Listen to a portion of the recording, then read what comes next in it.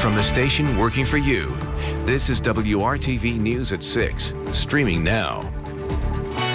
I'm very thankful that we're here and that we are able to provide, but it's also, it hurts that the government doesn't care about the people so that we have to be here doing this. A food pantry filling the exponential need during a pandemic. Their unique goal to feed families in central Indiana. We have blown away every record this organization has ever had. The major milestone Second Helpings has hit as they work to make sure those in need have food on the table. A difficult year becomes even harder with no family visits at Thanksgiving. We have resources for handling the holidays, especially if you have to do it alone. Over 5,600 cases in one day, and now we've topped 300,000 Hoosiers who've gone sick with COVID-19 so far, climbing death rates with over 5,000 gone. And Indiana hospitals seeing ever-growing record-breaking amounts of patients with the virus. I'm Amanda Starantino. And I'm Mark Mullins. Tonight, we're getting a deeper view of how the pandemic has created a need that's growing even stronger as Thanksgiving approaches. A local organization working to help families put food on the table is seeing major demand right now. Second Helpings just hit a milestone as they provided their 15 millionth meal, and they hit that number well ahead of schedule. WRTV's Megan Sanctorum learned more about the need and how you can help. Leaders here at Second Helpings say the need is at an all-time high. They didn't expect to hit this milestone until sometime next year. Second Helpings has delivered its 15 millionth meal into the community. For more than 20 years, Second Helpings has been providing food to those in need, often distributing it through community centers like this one in Fletcher Place. I come here Monday through Friday. I pick up meals. This year, more and more people are lining up. People like Robert Lyons. He says he's doing okay right now, but he has friends who often don't know where their next meal will come from. So he picks food up here for them and delivers it. I go and sit on the streets and, wherever it is, under the bridge. The Fletcher Place Community Center says they're able to provide this food thanks to Second Helpings. Without Second Helpings and the hot meals they provided to us and the sandwiches, we would really been unable to meet the needs. So we're so appreciative of what Second Helpings has done to help us continue to meet the needs of our neighbors. A need many families are facing for the first time. Many of those folks have never had to needed help, never had to go to a food pantry, never had to ask for assistance, and yet they have to look at their kids each day and make sure those kids are fed. Leaders with Second Helpings say the need leveled off for a bit in August, but it's climbing again. And right now, there's no sign of it slowing down. The CARES Act is about to expire. A lot of families are facing uncertainty through the winter months, so we're continuing to see the need for meals rise throughout the community as families are trying to figure out how they're going to get by. They're on track to serve 1 million meals this year alone, and they'll continue to work to keep those in need fed. Working for you, Megan Sanctorum, WRTV. If you want to help, Second Helpings is looking for volunteers as well as donations. They say even $5 can help feed a family of 4. We'll have more info on how you can get involved on our website at WRTV.com. Food banks and pantries are working overtime this holiday season. This year has put many people in those tough situations, sometimes needing to use food pantries for the first time to feed their families. WRTV's Stephanie Wade shares a resource available and what they're asking from the community to continue this effort. No Questions Asked Food Pantry is just what it sounds like. It's a grassroots food pantry that serves groceries, hot meals, hygiene, and cleaning supplies to anyone in need. No questions asked. Just this much food worth that we would constantly have, so it's just grown. And that's a good thing. The No Questions Asked Food Pantry based out of the Church Within in Fountain Square has grown because the need has also grown too. The need during the pandemic has just gone up exponentially. Like the number of people when we first started that we used to serve, that we would serve in like a month, we now serve in like a day. The pantry is open Monday, Thursday, and Saturdays noon to 2 p.m. And what's different about them is they don't require any photo ID or proof of address to receive items. Food is a basic human right. when the government decides not to provide for the people, it is up to the people to provide, and we are here to do that. I'll go out with like a Post-it note and ask them like how many people that they're serving. Car after car lined up today. The pantry says they solely rely on volunteers and donations to do what they do. We rely heavily on folks just giving out of the kindness of their heart. So a lot of what you see behind us as far as food is direct giving. We have a Venmo, PayPal, Cash App set up where folks send us money, and that goes directly to the needs being filled. With more people out of work in tough positions this year, the pantry manager tells me the need is greater than ever. It's hard to see, but the community around me, around this pantry that builds us up is just so inspiring, and it gives me and others to drive to do more and be more for the community. Stephanie Wade, WRTV. We will put a link on our website to volunteer and learn more about the pantry. They need volunteers to assist with pantry operations, delivering food boxes, taking recycling, and setting up service for pantry days. Thanksgiving is going to feel different this year. Many experts are encouraging families to gather virtually and limit social gatherings to slow the spread. We talked with a therapist who says missing out on that personal connection we're used to will be tough, but there are ways to still connect. Finding ways on how they can make human connection kind of like the new normal, whether that's organizing things on Zoom or having a get together in the backyard where it's social distance, in place. But that's important. You cannot say, well, forget human connection and forget being connected with people, because you'll actually find yourself digging yourself in a deeper hole of depression and anxiety. She says adjusting and staying adaptable is especially important right now, and Thanksgiving is no different. She advises families to look for ways to still connect and show gratitude despite the limitations in front of us. And this continues to be a tough time for people, and the holidays will undoubtedly make it even more difficult if you can't connect with family like you normally would. Here are some resources to keep in mind if you need them. Indiana 211 connects you with resources in your community. Just dial 211. The National Suicide Prevention Lifeline can be there for you if you need someone to talk to, even anonymously. Same for the crisis text line. And WRTV's The Rebound Indiana was specifically designed to help you manage the pressure. Head to WRTV.com/rebound.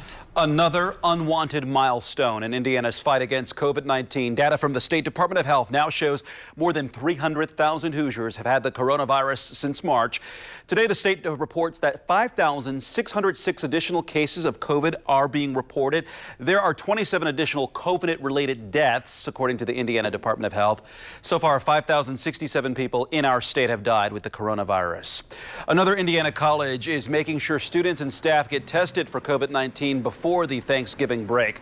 WRTV's Rafael Sanchez spoke with Franklin College President Carrie Prather about the safety measures.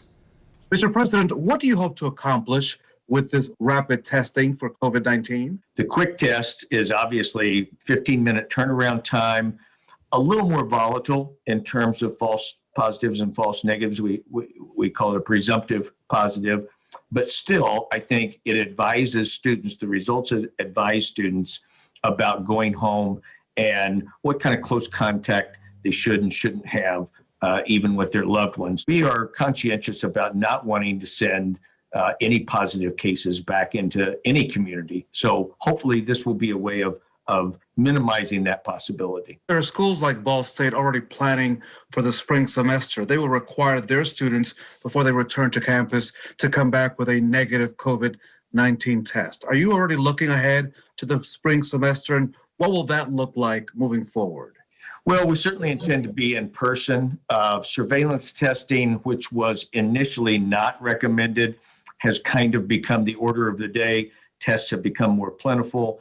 Tests have become more cost effective. So I suspect, if anything, the trend will be towards more testing, not less, just to give us as accurate a view of the campus climate as we can. So for you, as you lead this big, huge family, what have you learned about this whole unprecedented year? The use of data is critical in gaining people's confidence about the actual state of affairs and how to operate within that. I think also the importance of leadership as it relates to morale. This has been a somewhat frustrating, sometimes exhausting phenomena. And there's a bit of cheerleading and motivating that needs to go on just to keep people focused on the issues at hand and the job at hand, and not to get too distracted by the external events that we really can only hope to manage. We can't really control. President Prather, happy Thanksgiving to you and your family and your entire campus community. Thanks very much. Same to you. Well, the rapid testing ends today. After Thanksgiving break, students will return to campus, but classes will be online until the end of the fall semester. Tomorrow at 7 p.m., we are diving deeper into the COVID crisis in Indiana. You will hear from a 30-year-old man who survived a battle with the coronavirus, plus the conversations with healthcare workers who are putting their health on the line to protect you. And we are talking with the experts, everything you need to know about a potential vaccine. Our WRTV News special, Inside the COVID Crisis, airs tomorrow. That's Tuesday at 7 p.m. We want to see how much longer this temperature and weather could stick around, maybe for tonight at least. Storm Team Chief Meteorologist Kevin Gregory can give us some insight. Kevin. And Amanda, at least the temperature stays above freezing tonight. I'll show you why that's critical in a second. Dry and 42. The humidity will continue to climb as we set the stage for some rain overnight, mixing at times, maybe with some sleet and snow, but with the temperatures working in our favor, would just create some wet streets, not slick. 4 o'clock in the morning, there's the rain shower activity. Notice the pink slide in. That represents a little wintry mix from Crawfordsville to the north side of Indy to Greensburg. That at 7 a.m. By 10, that lifts more from Lafayette to Muncie and Richmond north and then starts to pull away. There's your probability of the rain showing up overnight into the morning hours. Primarily a morning event, then we dry out in the afternoon, only to wait on the next weather system. We'll talk about what happens Wednesday and look at your travel forecast as well coming up. Well, today the community said goodbye to a fallen firefighter, Indianapolis Fire Department engineer Matthew Bennett. The services were held at Crown Hill Cemetery for the 49-year-old who was assigned to IFD Engine 1. On November 13th, Bennett drove Engine 1 to a possible structure collapse. Shortly after arriving on the scene, Bennett started complaining about chest pain. He died the following day at the hospital before joining IFD. Bennett worked with the Wayne Township and Franklin Township fire departments. The procession today led past IFD Station 1 before returning Bennett to rest in the Heroes of Public Safety section of Crown Hill Cemetery. Part of the way the area is saying goodbye to Bennett is by using a visual tribute. Governor Holcomb has ordered Marion County flags to be flown at half-staff from sunrise to sunset today in honor of Bennett. We are always looking for new employment opportunities for you through our Hiring Hoosiers initiative, so let's get to the job feed. Touchpoint Support Services is hiring patient observation assistants for third shift at Ascension St. Vincent Hospital. Go to iamtouchpoint.com/careers for more info. PLS Check Cashing in Indianapolis needs customer service representatives, shift supervisors, and assistant store managers at its 6 Indy locations. Pay is between $11 and $16 an hour. Aerotech in the Shelby County community of Morristown needs production operators. Pay is $15.70 an hour. And you can find even more job opportunities on the job board at hiringhoosiers.com. Also check out the Hiring Hoosiers Facebook page. There are dozens of options there as well. The pandemic has had a lot of ripple effects, and this one's particularly low. Still ahead, why this kind of fraud is particular and on the rise, and how it could be hitting healthcare workers hard in Indiana. They might be the new guys on the Colts roster this season, but several of the team's rookies are making big play after big play. See how Sunday's win over the Packers came down to some of those first-year players stepping up. Coming up when the news at 6 continues on WRTV.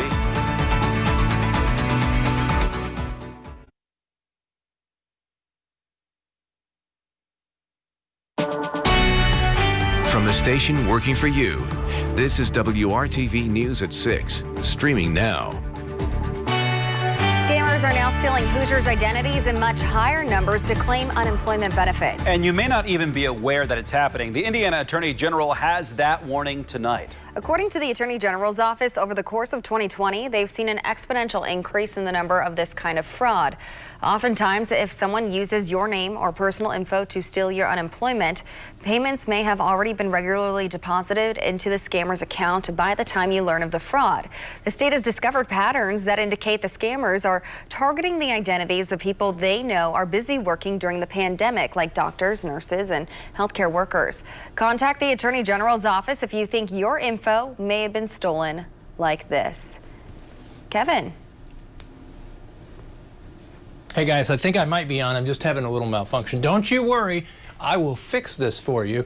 This is the rain chance as we go into tomorrow night and Wednesday. I think that'll be our most widespread event. We'll have more on that in a second. I just want to get set up here and we start talking about the next 48 hours because I think that'll be our most active across central Indiana. Temperature tomorrow, 49 degrees, but look what happens Wednesday.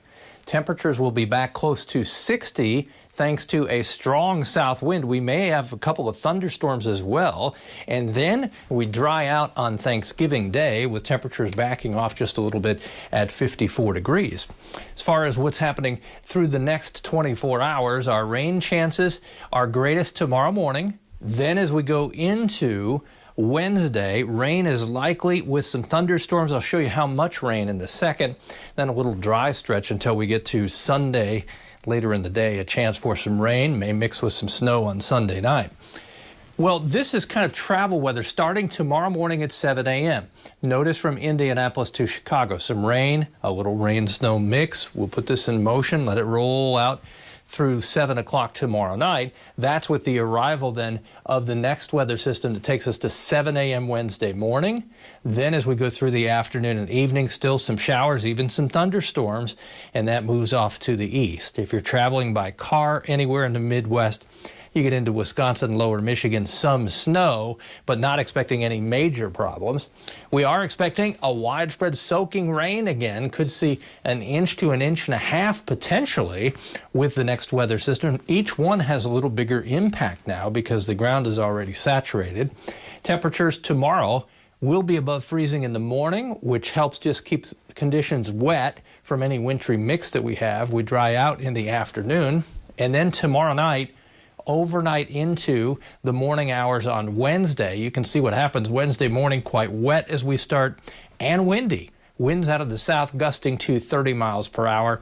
That will keep our temperatures in the upper 50s. Any severe weather threat now seems to be over portions of Illinois, maybe extreme southwest Indiana with a strong thunderstorm potentially because it's already windy on Wednesday. Drive for Thanksgiving, enjoy that, 54 degrees. Temperatures by Saturday back at 49. Maybe some late weekend rain chances returning once again. Ta-da, it's Thanksgiving week. Ta-da! All right, thanks, Kevin, for that. Many fans may still be getting to know their names and numbers, but the newest Colts of this 2020 season are having a huge impact on the team's success. WRTV's Brad Brown shows us how the first-year players are quickly developing some significant winning ways. Sunday's matchup put a ton of focus on a pair of surefire Hall of Fame quarterbacks. Aaron Rodgers and Phillip Rivers did not disappoint, each throwing 3 touchdown passes. But at the end, it was the Colts getting the W, and it was largely due to some spectacular performances by their rookies. The new guys, well, they're fitting in here just fine. I think we have a cool mix of veterans and kind of the middle of career guys and then young guys. It's a nice mix. And the thing with us, I think it starts with Frank and then it filters down. Wide receiver Michael Pittman Jr. scored the first touchdown of the game for Indy. It was also the first TD catch of his debut season. Pittman has quickly developed into what feels like the first and sometimes best option for Rivers. It's a resilient group.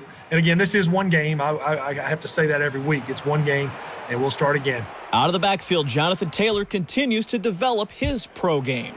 90 yards on 22 carries against the Packers. He had his number called on 5 straight plays in the fourth quarter. Talking to my teammates, especially the running back room, is realizing that, hey, it's the NFL. I mean, it's not college. And, I had that mindset coming in. I understood, college was college. Loved my time there. But now this is a new chapter. There are new challenges, new teams, and you're going to have to overcome them. Safety Julian Blackmon forced the fumble in overtime that would set up the Colts' game-winning score, his 4th forced turnover of the season. Blackmon's name is now coming into conversation about being the NFL's Defensive Rookie of the Year. I think the coaches and the staff here, the management, they've all done a really good job in terms of recruiting. I think it's huge on their part, just bringing in guys that, other guys don't see as talented players that can make plays in the NFL, Julian is explosive, and he does have that knack, and he is fearless. He continues to make those kind of plays. He's consistent, but he also has that playmaking ability. I honestly had a feeling we were going to be really good as a rookie class, but just coming out and proving that ourselves and making plays like that makes it even more sure. And then there's the kick that won the game. Rodrigo Blankenship drilled a 39-yarder for his 4th make of the day. All of those came after he missed his first attempt. A 50-yarder early in the second quarter hit the crossbar, but it hardly fazed the Colts kicker at all. Nothing changed in that moment. From any of the kicks previous to that, it was, just trying to be as repeatable and consistent as I can be with my process and just trust that that's going to lead to repeatable, consistent results, and that's what happened. Experience? So what? Sometimes not knowing any better has its advantages. The Colts will continue to lean on these guys in the home stretch of the season. Brad Brown, WRTV Sports.